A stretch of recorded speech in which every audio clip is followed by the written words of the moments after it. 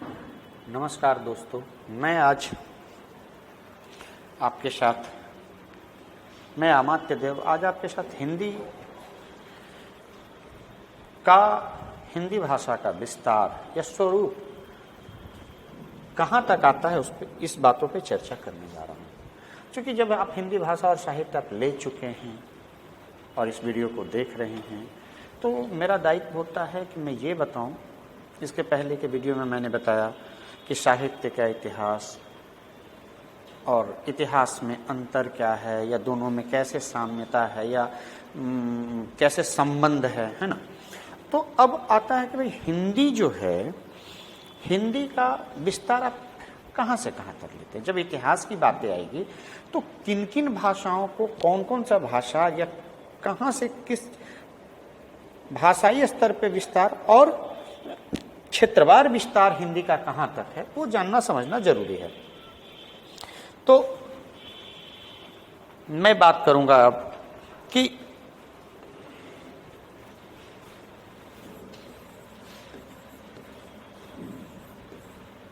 हिंदी का विस्तार, और ये विस्तार दो स्तर पे आएगा। पहला स्तर समझिए क्षेत्रवार विस्तार, दूसरा आएगा भाषा के स्तर। भाषा या बोली जो भी कहें, है ना। बोली और भाषा के स्तर पे विस्तार क्या क्या हुआ है। सबसे पहले हम समझते हैं हिंदी क्या है। हिंदी को ही हम थोड़ा समझते हैं सहज भाषा में, कोई जटिल अर्थों में नहीं लेना है इसे। मैं बस समझाने के लिए आपको बता रहा हूं। और ये मेरे लेक्चर का पार्ट जो है, ये लेक्चर का पार्ट इसलिए है कि ताकि आपकी समझ हिंदी भाषा और साहित्य को लेकर बने। और बेसिक प्रश्न है ये, बेसिक क्वेश्चंस है ये। लोग नहीं समझ पाते हैं तो फिर मुश्किल होती है। तो हिंदी एक क्या है? हिंदी एक भाषा है। भाषा क्या होता है? भावनाओं का अभिव्यक्ति का माध्यम।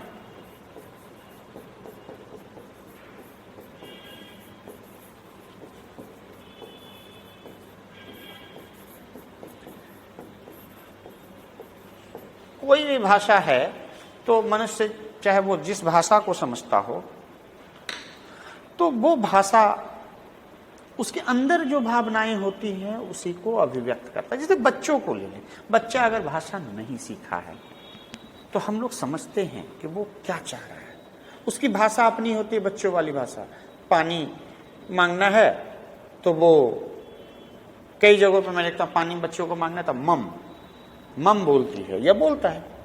या जहां भी आइए, जिस क्षेत्र में आइए, जर्मनी चले जाइए, जर्मन भाषा में लोग अपने भाव का अभिव्यक्ति करेंगे। इंग्लिश है तो जो भी भाषा है वो क्या करता है, उसके भाव की अभिव्यक्ति करता है।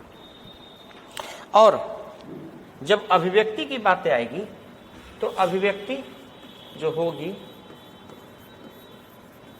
वो दो तरह से होगा। वाचिक होगा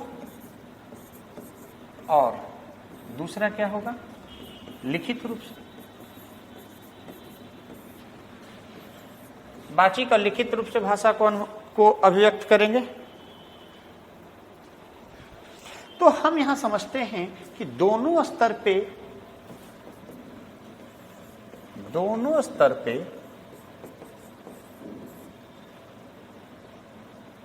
हिंदी का विस्तार कहां से कहां तक था।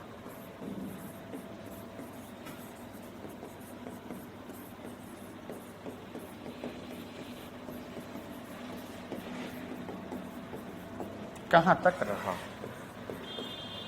रहा है या मानते हैं।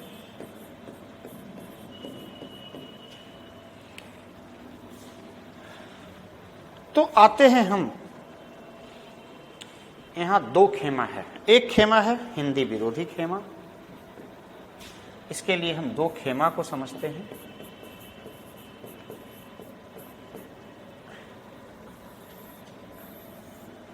एक हिंदी विरोधी खेमा है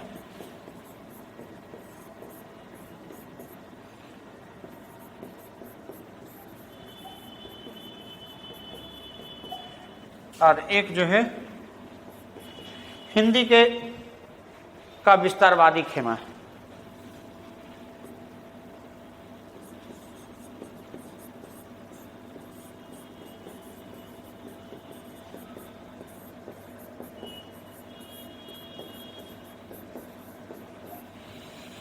अब आते हैं हिंदी विरोधी खेमा क्या कहता है।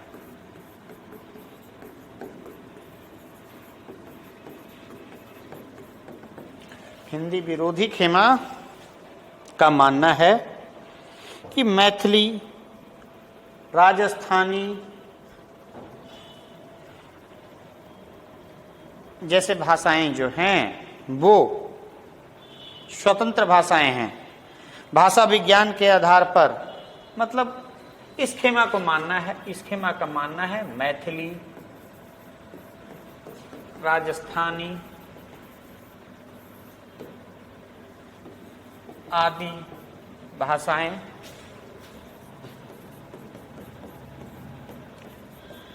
प्रकृति और प्रवृत्ति दोनों स्तर पर हिंदी से अलग है।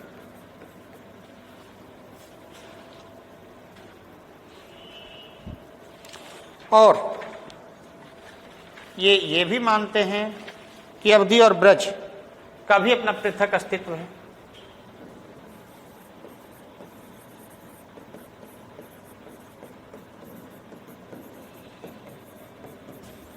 अवधी और ब्रज का भी अलग अस्तित्व है।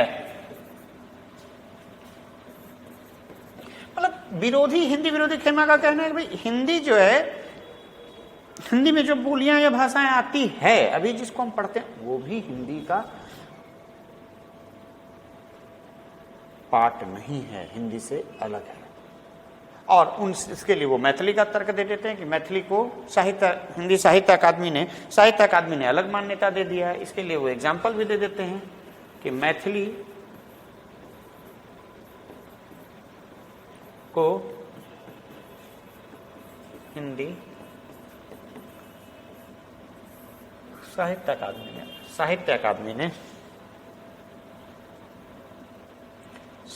अकादमी ने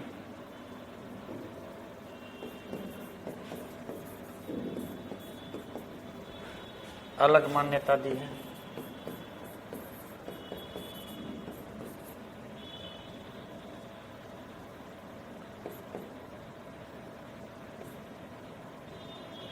अलग मान्यता प्रदान की है।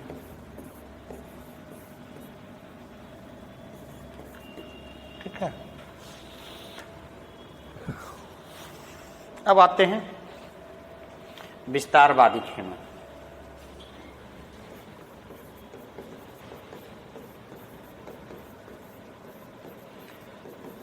विस्तारवादी खेमा का अलग कहानी है। ये कहते हैं कि हमारे जो हिंदी से इतर भी है ना, उसको भी कहते हैं कि वो मेरे अंदर है, हिंदी में है। तो ये इनका मानना है कि उर्दू जैसा भी जो शब्द है, विस्तारवादी खेमा, इनका कहना उर्दू भी जो है हिंदी से निकला है या हिंदी में समाहित है, या हिंदी में समाहित है।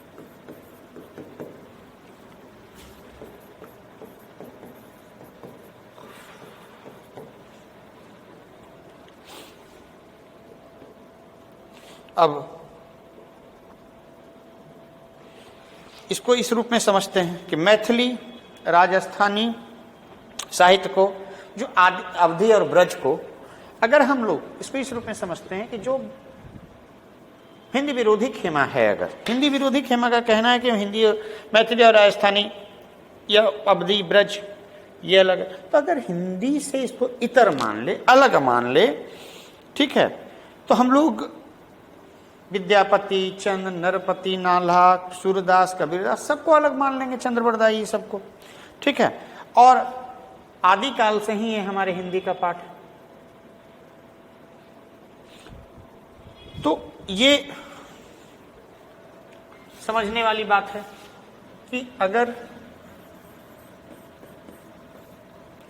हम अवधि ब्रज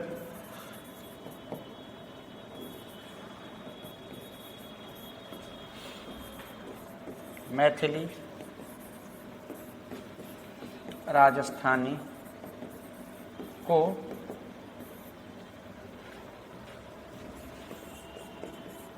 हिंदी से अलग मान लेते हैं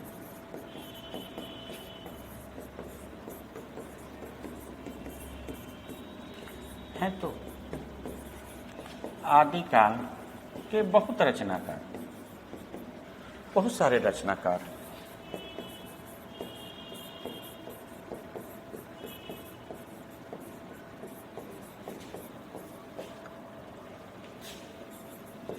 चंद्रवरदाई, विद्यापति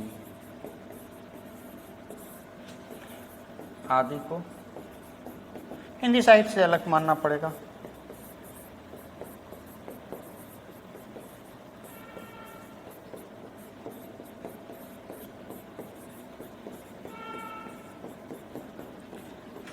अगर इसको हिंदी साहित्य से बाहर कर देते हैं तो हिंदी का इतिहास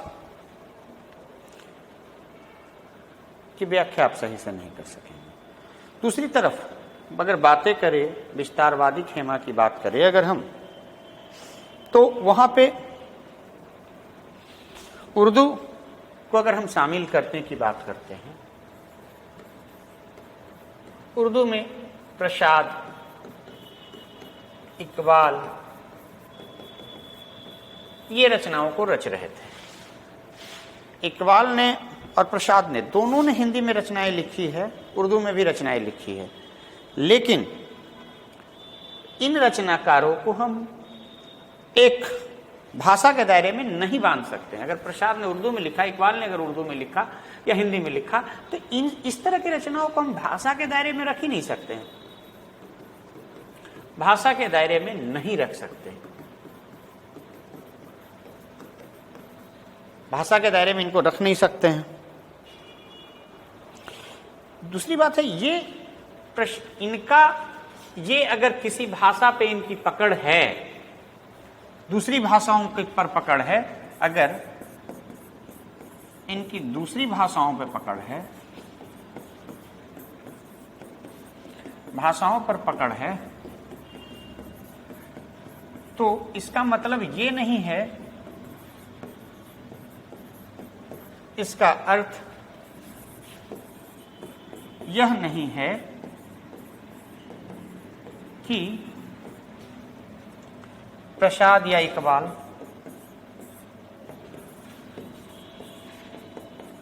जितने भाषाओं को जानते हैं वो सब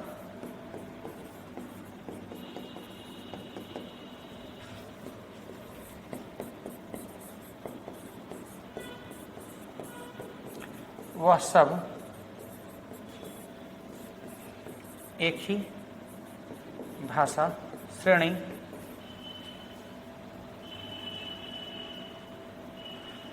वो एक ही भाषा श्रेणी या भाषा से उत्पन्न है।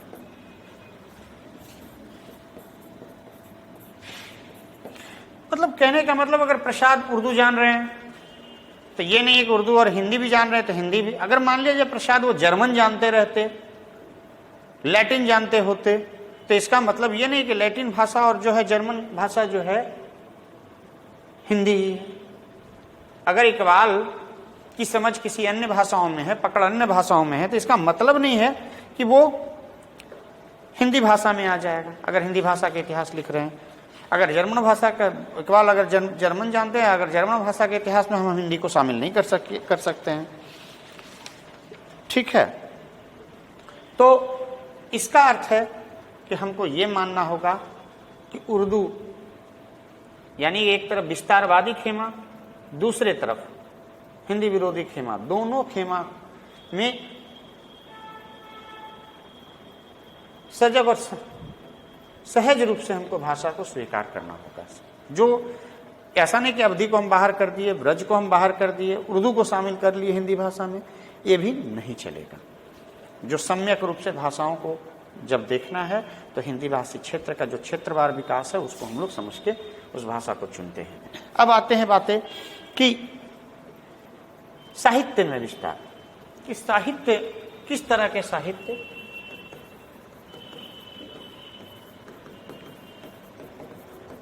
साहित्य दो तरह के लिखे गए, रस के साहित्य और ज्ञान के साहित्य।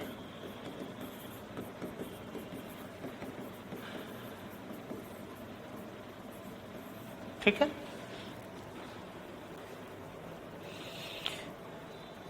और साहित्य का अर्थ होता है क्या? सृजनात्मक साहित्य।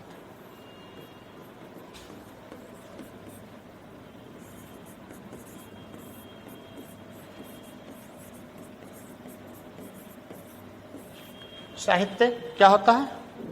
साहित्य सृजनात्मक साहित्य होता है। अब आते हैं कि रस के साहित्य और ज्ञान के साहित्य। ज्ञान के साहित्य में शुरू से ही जो है, मध्य युग से या पहले से भी आयुर्वेद, ज्योतिष,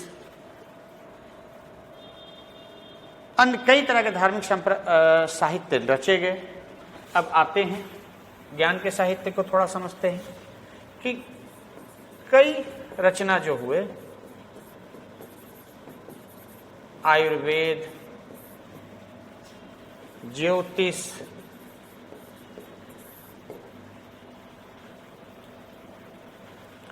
कई धार्मिक ग्रंथ,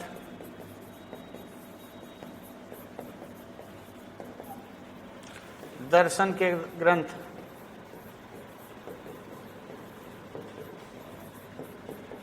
ज्ञान पिपासा के लिए लिखे गए,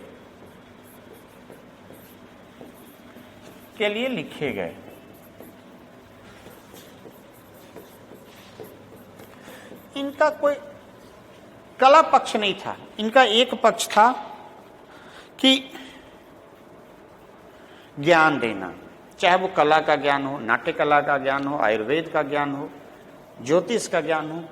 तो जो भी ज्ञान के लिए इनका उद्देश्य ज्ञान था, वो ज्ञान के साहित्य हुए। लेकिन अगर हम इस ज्ञान के साहित्य को दूसरी तरफ रस के साहित्य, ये कला पक्ष और कथ्य दोनों को ध्यान में रख के साहित्य रचे गए।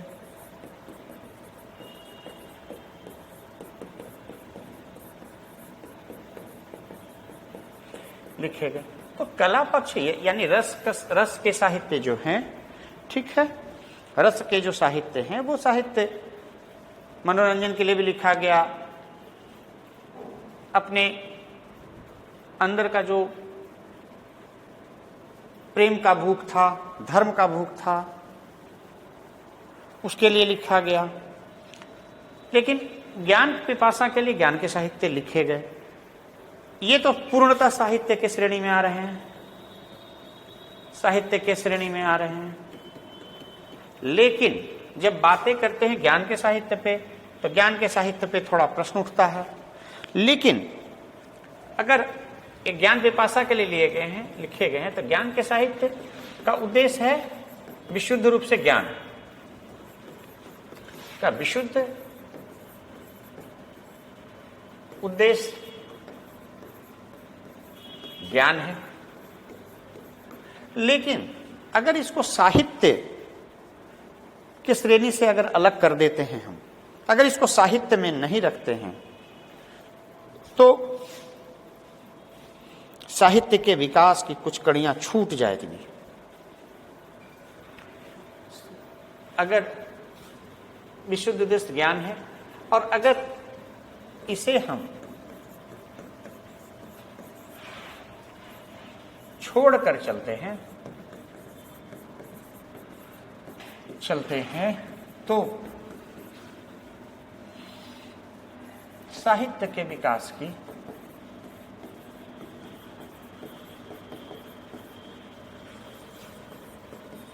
कुछ कड़ियां जो हैं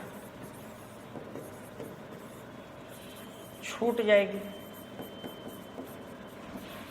जैसे ये लिखे तो गए हैं, गद्य और पद्य दोनों में लिखे गए हैं, इनके कुछ ना कुछ शैली रही है।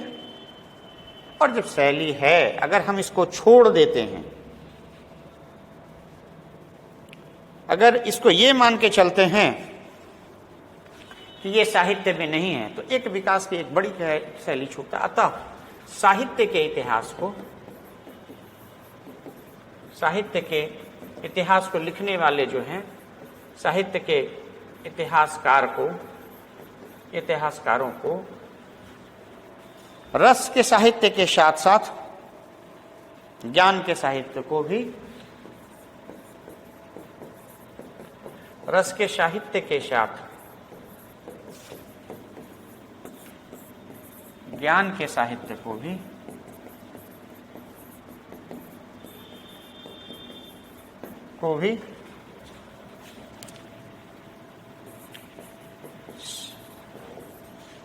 साहित्य में रखकर इतिहास की विवेचना करनी है।